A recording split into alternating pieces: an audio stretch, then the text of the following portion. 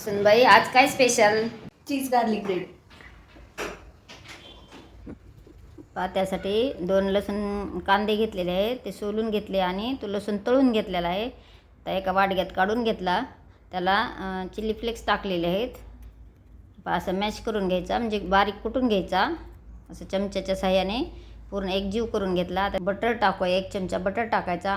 थोडेसे चवीपुरते मीठ टाकायचे आणि पूर्ण एकजीव करून घ्यायचे. थोडीशी कोथिंबीर टाकली.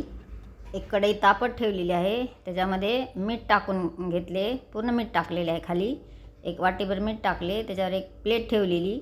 आता ब्रेड जे आहे त्याला आपण जे गार्लिक तयार केलेलं आहे, लसूण पाकळ्या आणि याच्यापासून ते लावून घेतले व्यवस्थित आणि त्याच्यावर चीज टाकले. एक झाकण ठेवले.